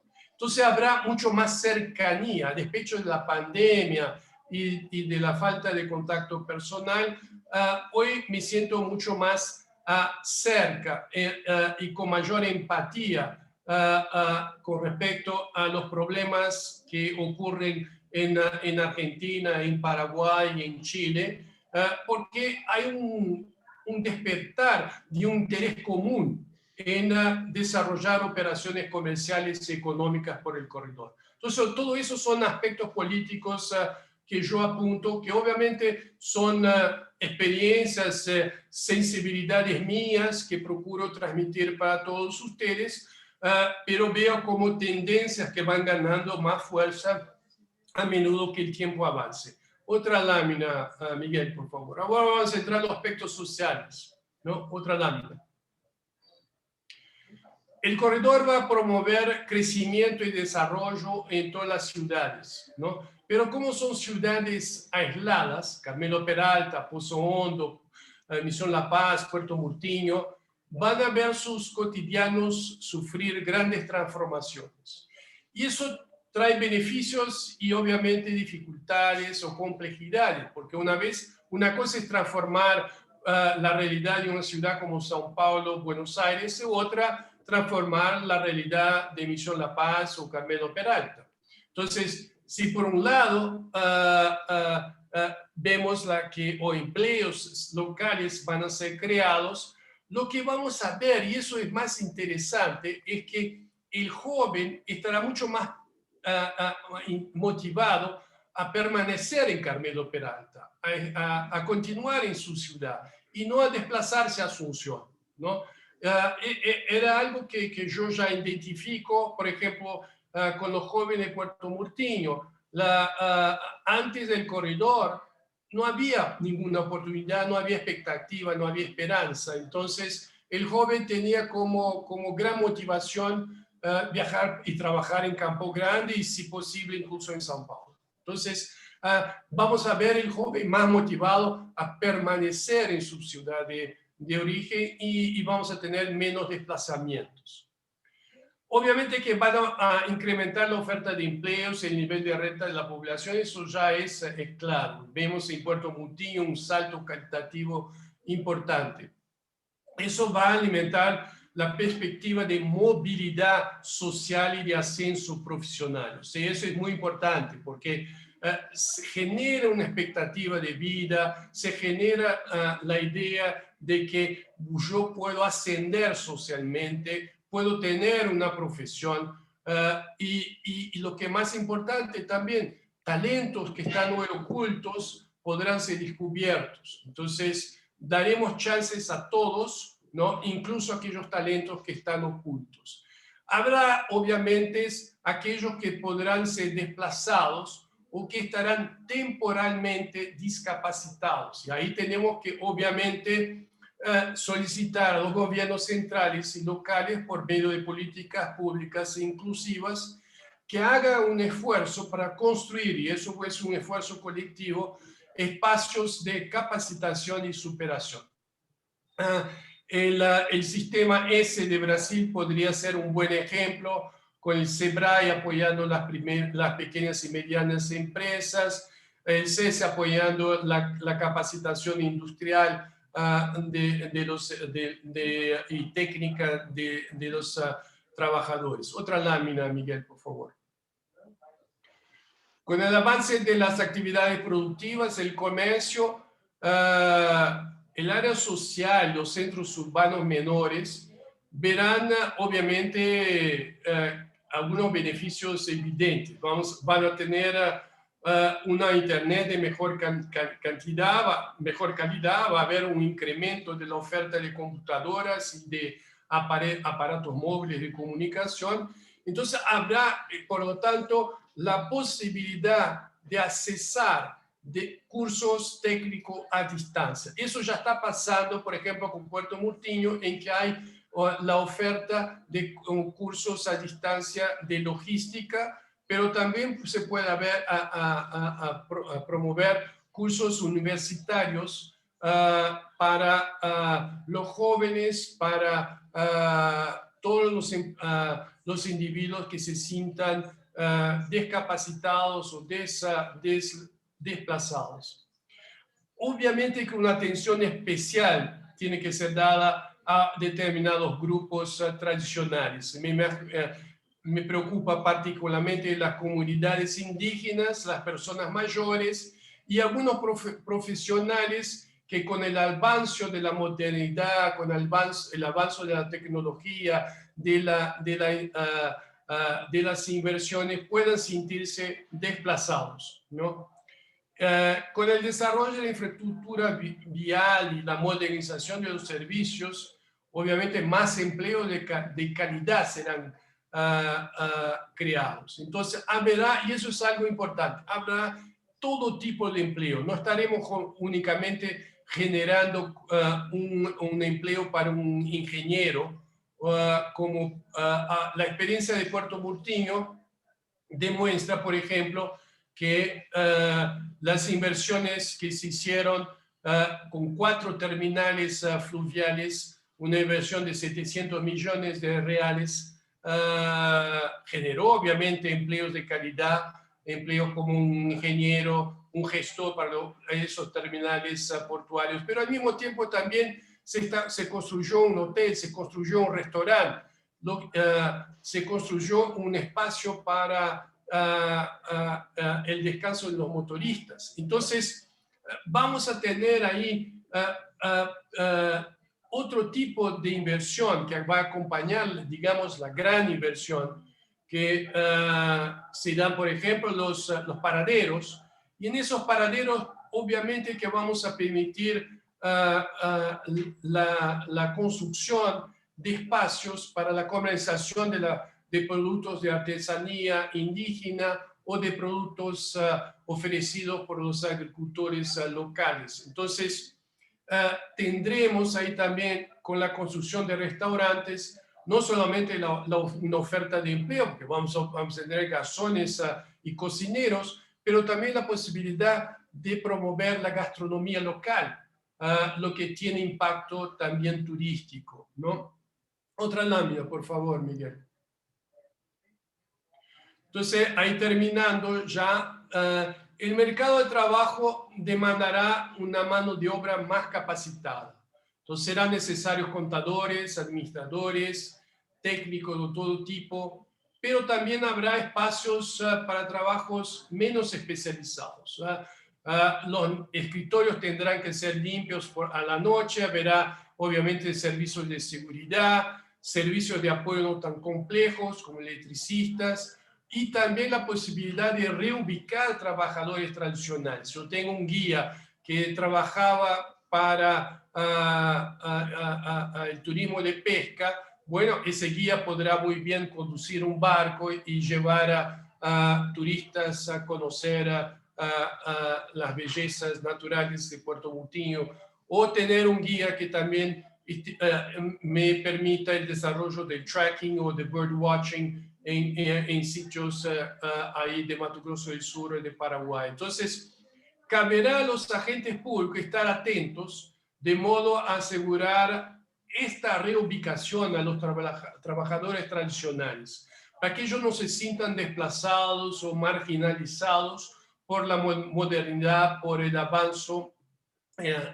avance de las inversiones. Es posible encontrar oportunidades a todos que sean adecuados a su nivel de capacitación. Los jóvenes que viven hoy en ciudades menores y más alejadas de los centros, los grandes centros urbanos tendrán acceso, obviamente, a un curso universitario, van a tener acceso, obviamente, también a empresas que tendrán que ser abiertas a través de sus filiales en los territorios. Entonces, lo que veremos es que habrá obviamente una reducción de costos, de tiempo y distancia, que va a permitir un mayor flujo de turistas, de extranjeros. Entonces, y eso va a pasar no de manera sazonal, pero durante todo el curso de los años, del año, ¿no? Entonces, lo que vamos a ver ahí es que con el crecimiento de las inversiones económicas, el crecimiento del turismo, una presencia mayor de flujos de turistas extranjeros, va a mejorar el servicio de salud y vamos a tener ahí una educación más multicultural. Eso ya estamos viendo en Mato Grosso del Sur, con una tendencia a un interés mayor para aprender el español. Entonces, y eso va a beneficiar particularmente a los niños y jóvenes, que ellos van a tener contactos con extranjeros que hablarán obviamente otros idiomas, que vendrán de otras culturas. Entonces ellos estarán en su cotidiano mucho más expuestos a culturas, idiomas diversos. Entonces, lo que se espera con esos cambios es que todos, desde los niños, a los jóvenes, a los más adultos, a las autoridades locales y centrales, que se transformen en miembros más activos de la integración regional. Gracias.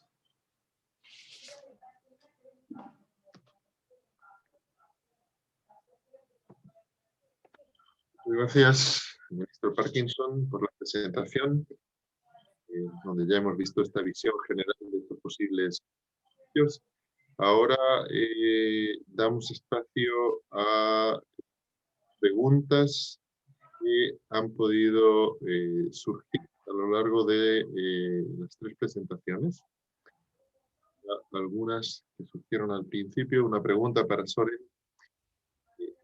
Le piden a Soren si puede ser más explícito, sobre todo en el caso de éxitos y fracasos, es decir, algunos casos exitosos y cómo esto puede tener riesgos o fracasos, ¿no? Sí, bueno, muchas gracias por la pregunta.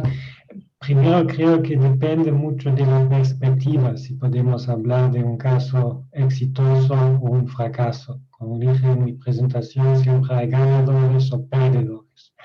Pero bueno, en el continente africano, por ejemplo, el Maputo Development Corridor, que va del centro económico de Sudáfrica, de la ciudad de Johannesburgo, a Maputo, al puerto de Maputo, en el país vecino, en Mozambique, se considera un caso muy exitoso en cuanto a la inversión en proyectos de industrialización en ambos países, en cuanto al coste y el tiempo del transporte por carretera de Johannesburgo a Maputo. Al mismo tiempo, si nos fijamos en la creación de empleo en Mozambique, hay muy poco. si nos fijamos en los efectos de la industrialización en Maputo sobre el medio ambiente, son muy problemáticos. Les puedo dar otro ejemplo. Históricamente, la Tennessee Valley Authority en los Estados Unidos, que fue creada en los años 30 del siglo pasado, se considera también un caso muy exitoso por el mejoramiento de oportunidades laborales, de la situación de salud en la región del estado de Tennessee y los estados vecinos, que fueron muy afectados por las crisis de los años 20 y 30. Bueno, también en el marco de este proyecto hubo desalojamientos de campesinos que se trasladaron a las ciudades de la región que no encontraron trabajo. A partir de los años 70 y 80, el gobierno nacional tuvo que invertir más y más en esta organización, una organización estatal, y hubo también más y más crítica por el rol del Estado en este proyecto. Bueno, al mismo tiempo creo que son dos casos que generalmente se consideran exitosos.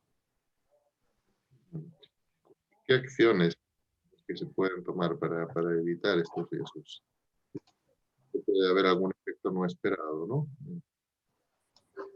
¿Acciones han sido públicas o han sido de los propios gobiernos locales? Bueno, eso es una pregunta muy difícil, pero yo diría que, bueno, no me entiendes mal, estos dos proyectos que mencioné, en general se consideran proyectos exitosos. Solo quería subrayar que hay también problemas y perdedores. Creo que sí, podemos hablar de medidas que son necesarias para mejorar estos proyectos. Sí, obviamente hay también casos que de ninguna manera se pueden considerar exitosos. Pero no sé si vamos a llegar a un resultado que es perfecto, ideal para todos que son afectados por un corredor de desarrollo. Sí, una pregunta, yo creo que tanto para Luz como para Joao, sobre el proyecto IPINSA, que fue muy relevante para el impulso de los corredores, impulsado y financiado por UNASUR. La pregunta fundamental tiene que ver con el, ¿no?, del corredor en América del Sur. Ha logrado seguir dando el financiamiento que ha recibido, ¿no? Muchos de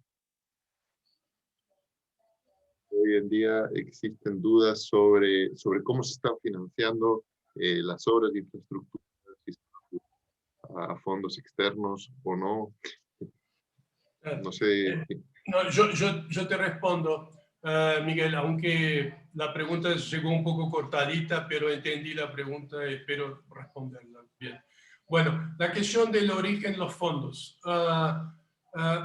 Es importante decir que en el caso, por ejemplo, de Paraguay, que hace obviamente el más grande esfuerzo, que es la pavimentación de dos grandes tramos, el primero con 255 kilómetros, el otro con 300 y pico kilómetros, del orden de 700 millones de dólares. Los recursos fueron obtenidos por la emisión de títulos en el mercado financiero internacional. O sea, fue un endeudamiento del gobierno paraguayo, ¿no? En el caso del puente Carmelo Peralta, Puerto Multiño, fue una solución financiera bien innovadora. Utilizamos fondos del fondo de Itaipú y hay un compartimiento de gasto, en el sentido que Brasil va a pagar la construcción del segundo puente de Foz y Paraguay pagaría el puente Carmelo Peralta a Puerto Murtinho utilizando fondos de Itaipú. Entonces, es un esfuerzo interesante de los dos países que no representan un encargo al erario, al ciudadano, pero sino una buena utilización de recursos ya existentes del fondo de Itaipú.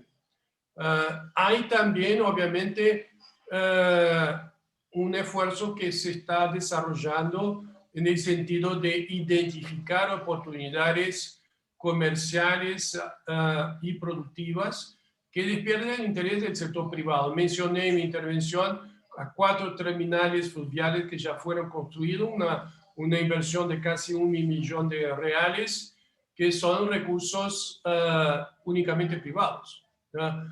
Entonces, lo importante, y repito eso, es identificar oportunidades productivas y comerciales que aseguren un retorno económico. Si para buenos proyectos hay recursos, sean nacionales, sean internacionales y mismo regionales compartidos, como el caso que mencioné del puente entre Brasil y Paraguay. Miguel, No te escucho.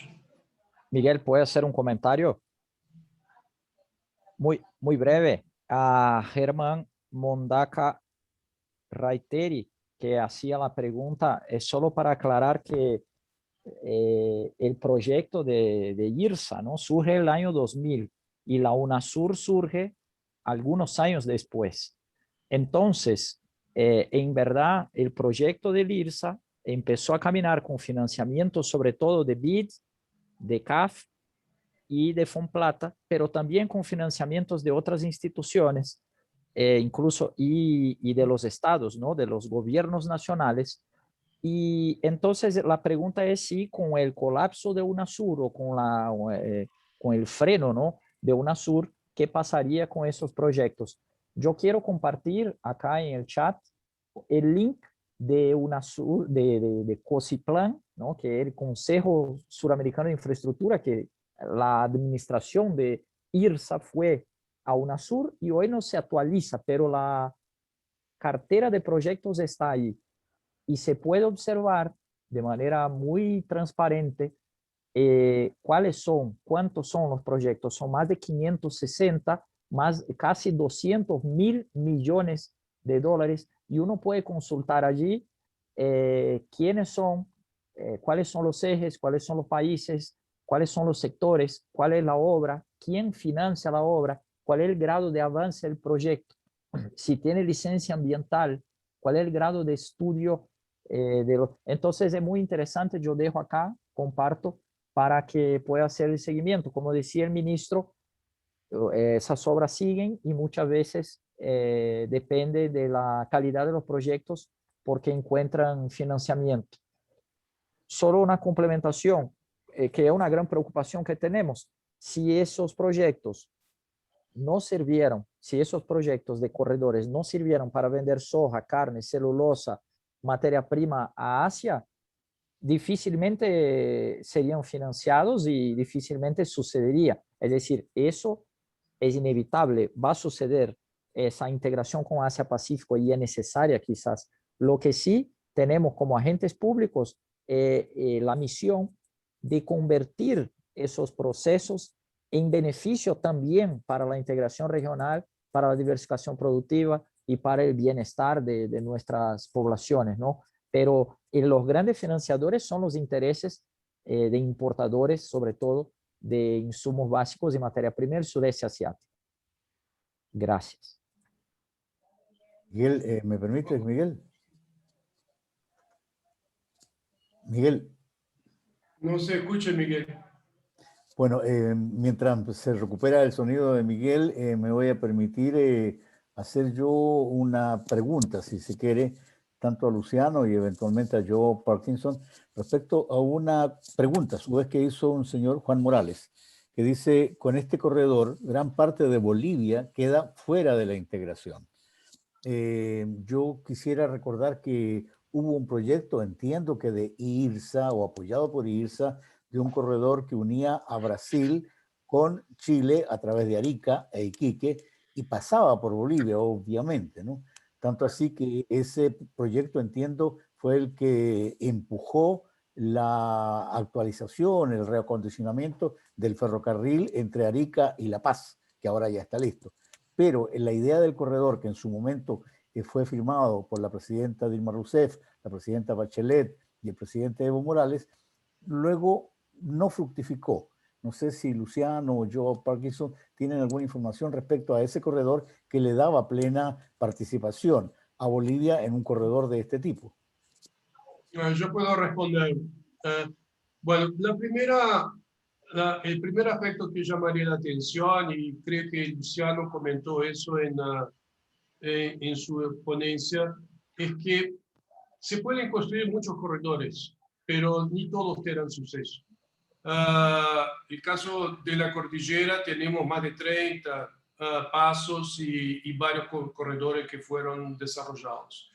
Pero el único que efectivamente viene avanzando es el corredor rodoviario bioceánico. ¿Por qué? Porque tiene una gobernanza, tiene un grupo de trabajo, cuenta con 2 declaraciones presidenciales, varias mesas temáticas que dinamizan los intereses, movilizan los actores y articulan acciones.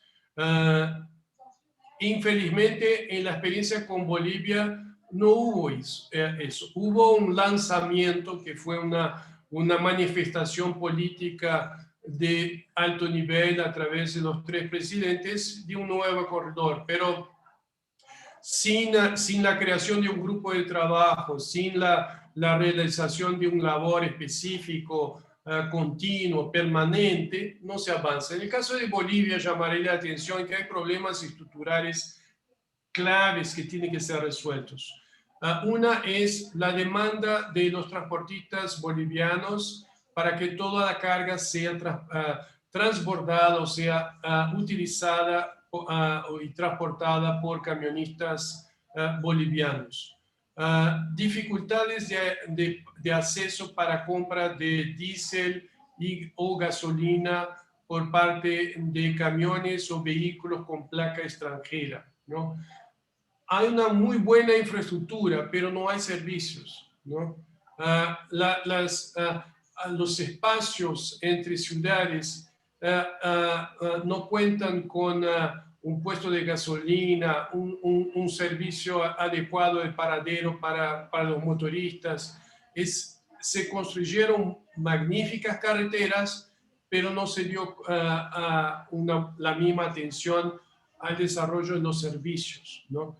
Entonces, hay todos esos aspectos técnicos más puntuales, pero yo diría que el más importante fue la falta de gobernanza de ese corredor.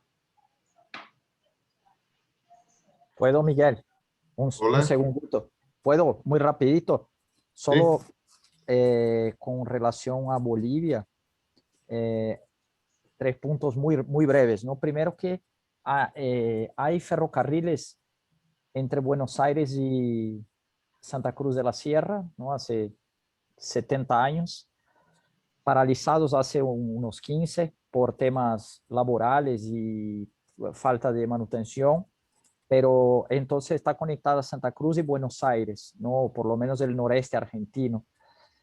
Lo que sería interesante para nosotros en ese caso el corredor. Y además hay otro ferrocarril de Buenos Aires, pasa por Oruro y llega a Oruro, ¿no? Entonces, y de Oruro está la conexión hacia Chile y de Santa Cruz está la conexión con Santos. Entonces, lo que falta en verdad de ferrocarriles es una conexión entre Santa Cruz de la Sierra y Cochabamba, Oruro, en ese caso, el tema de los ferrocarriles, ¿no? Yo estoy hablando nomás de la infraestructura. Yo creo que la riqueza de análisis del ministro Parkinson es de decir, por ejemplo, hay problemas de otro orden, ¿no? Solo estoy haciendo referencia al hecho de que, como decía el ministro, infraestructura hay, ¿no?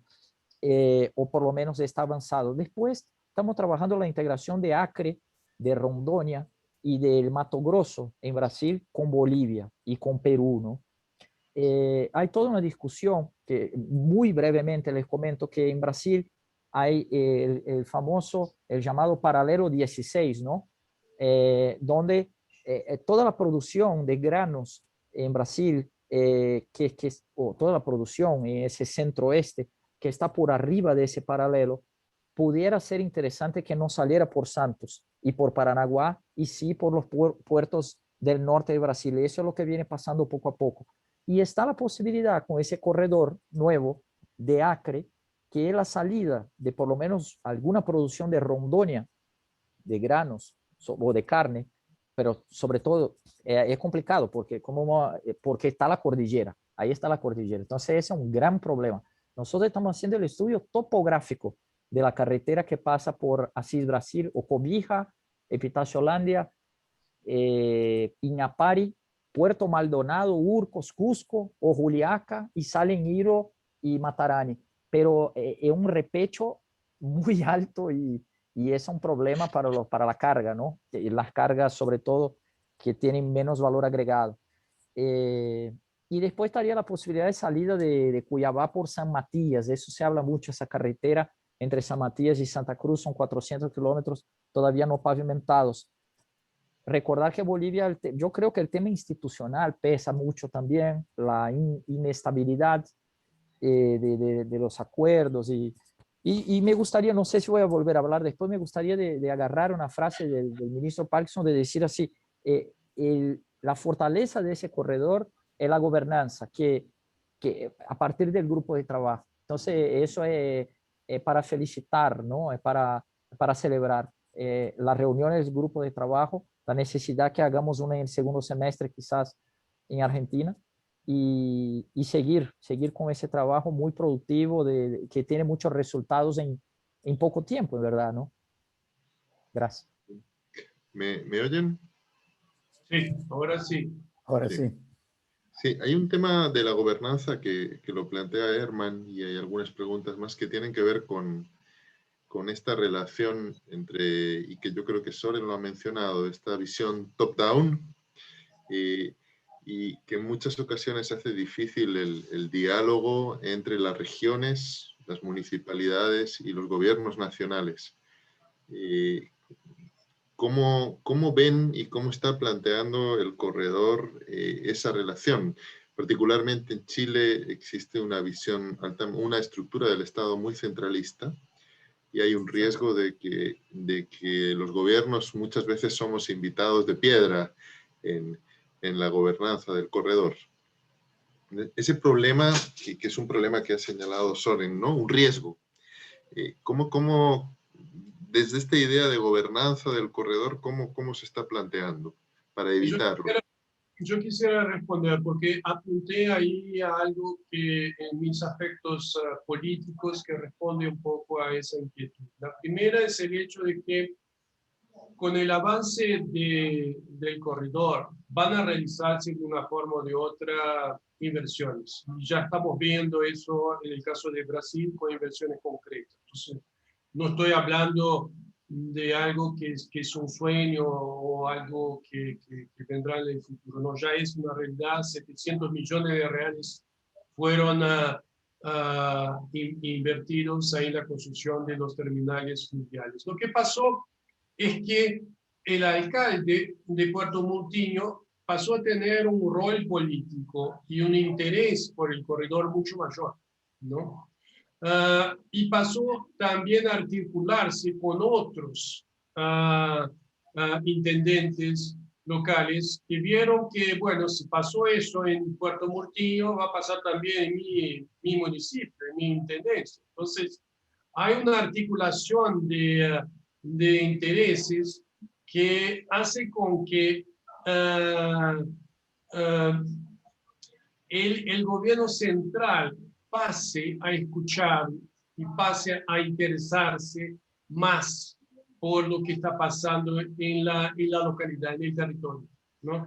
Entonces, aunque pueda ser que el corredor rodoviario bioceánico no esté en las prioridades nacionales, y efectivamente no lo está, por motivación y por razones políticas, vemos el presidente, por ejemplo, visitando a Puerto Murtinho, reuniéndose en Puerto Murtinho con el presidente paraguayo, porque el presidente también necesita del apoyo político del centro-oeste de Mato Grosso del Sur para su elección. O sea, hay una articulación de intereses políticos en que la autoridad local pasa a tener un rol mucho más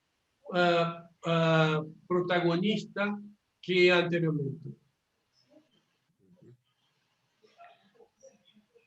De acuerdo. Bueno, nos quedan ya muy pocas preguntas en realidad. Hay una pregunta sobre el riesgo también, otra pregunta de riesgo, que es algo parecido a lo que han mencionado antes de existen las infraestructuras, pero esas infraestructuras quedan como elefantes blancos. El riesgo de que los acuerdos no avancen, muchos de los elementos de acuerdos logísticos, pasos aduaneros, en los análisis que nosotros hemos hecho, hay un avance bueno en infraestructura que podría finalmente no ser aprovechado completamente. También puedo responder si me explico, pero no quiero monopolizar las respuestas. Eso todo va a depender también de la participación, del involucramiento de las grandes empresas. Si efectivamente es posible exportar carne o lo que sea con ventajas de costos y las grandes empresas confirman efectivamente que el corredor les proporciona ventajas, bueno, ahí los actores políticos se curvan a los grandes intereses económicos, ¿no? Y efectivamente la idea de que elefantes blancos surjan se desvanece ante el interés de los del gran capital. Esa es la realidad, ¿no? Y ya vemos algunas iniciativas en curso en ese sentido. El interés, por ejemplo, de Vale de Río 12 por sacar minerio por los puertos chilenos. Si efectivamente avanza ese interés, estamos hablando de una empresa global interesada en el corredor, lo que cambia el juego. Muy bien. Bueno, muchas gracias por su tiempo. Yo creo que las tres presentaciones nos han mostrado de manera muy interesante distintas dimensiones y sobre todo la complejidad de estos proyectos y cómo es necesario que tanto desde el sector público como desde la academia, como del sector empresarial, nos vayamos preparando. En realidad el corredor podría estar funcionando en el plazo de unos 2 años, incluso a finales del año 22 ya podría estar terminada la carretera que une Brasil con Argentina, pasando por Paraguay. Tenemos que prepararnos, tenemos que de alguna manera tomar conciencia del potencial que tiene todo esto, de los riesgos que también podría tener. Y bueno, les quiero agradecer de nuevo sus muy buenas presentaciones. Yo creo que hemos salido aprendiendo de esta jornada. Y de nuevo, ahora tenemos una cantidad de reuniones bastante intensas. Les invito el miércoles que viene al seminario de cierre del proyecto. Después de 1 año y medio se está acabando el proyecto, donde les vamos a presentar, Herman, corrígeme, es a las 11 de la mañana, ¿verdad? También. A las 11 de la mañana. Los Sí, principales resultados a los que hemos llegado y esperamos también su participación y evidentemente sus preguntas. La idea del proyecto era poner el corredor sobre la mesa. Justamente lo que nos decía Soren, que cada vez más el corredor se empiece a construir desde abajo, que la comunidad participe lo más posible y para eso lo primero es estar informados. Entonces, muchas gracias por su participación y muchas gracias a todos los que han atendido al seminario. Hasta la próxima. Gracias, gracias a todos. Gracias. Bueno, muchas gracias Soren, Joao, Luciano. Gracias. Gracias, Gracias a ustedes. Miguel. Ojalá puedan participar el próximo miércoles y sobre todo a Joao pedirle que nos acompañe como coordinador de Brasil. Estamos tratando de conseguir a los coordinadores nacionales de Chile, de Argentina y de Paraguay. Particularmente Argentina, Joao, no tenemos todavía información de a quién dirigirnos. No sé si alguien más está informado de quién es él o la coordinadora.